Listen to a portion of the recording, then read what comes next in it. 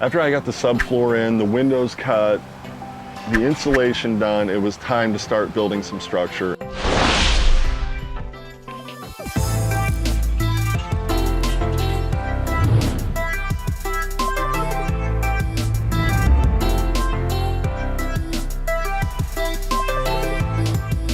This whole side of the van is built with a product called 80/20, and a lot of people are familiar with it. If you're not, it's an extruded aluminum. It bolts together really easy using 90-degree angle brackets.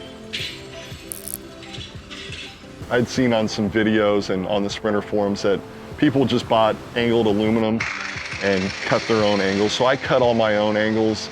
You end up having a ton of angles. There's probably 100 in the kitchen alone or more.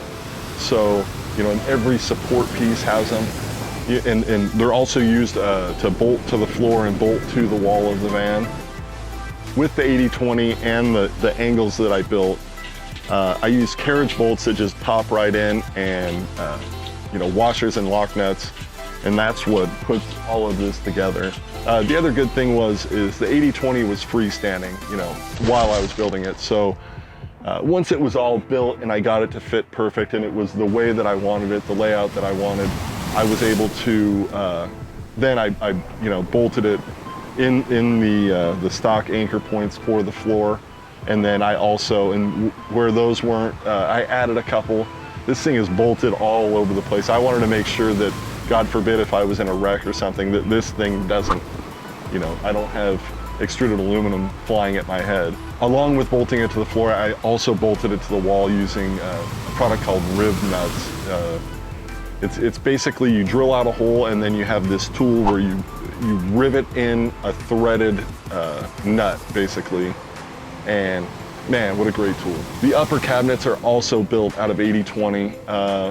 The upper cabinets were a little bit more complex than I thought they were gonna be because nothing in this van is square. It's really difficult to build things. You can see in the video where I have strings across, where I'm running string lines and that, and my main thing is you gotta have a basis point. What I did is I got the floor done, then I'd go off the floor, try and square things off the floor, and you know, you're measuring all over the place and doing all sorts of stuff, and you know, you find inventive ways to make things square, but nothing is square. So when building these upper cabinets, it was a definite challenge because I had to build a wedge up here at, I forget, is a 1.5 degrees or something, or 2 degrees. I had to shave off of that in order for this cabinet to be square. So when you're building, you got to take that into consideration, and you have to get things squared up. So building these upper cabinets, it's all built from 80/20. Then I put the cabinet faces on. Underneath here, on the 80/20, there's a channel in the middle of the extrusion.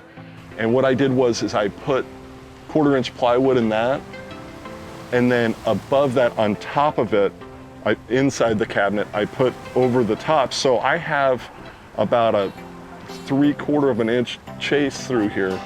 So what's cool is these lights, I've seen in other vans where the light pops up into the cabinet and you're putting stuff in there. You put your food in there and the freaking light pops out. Or you got to build like a housing over the top.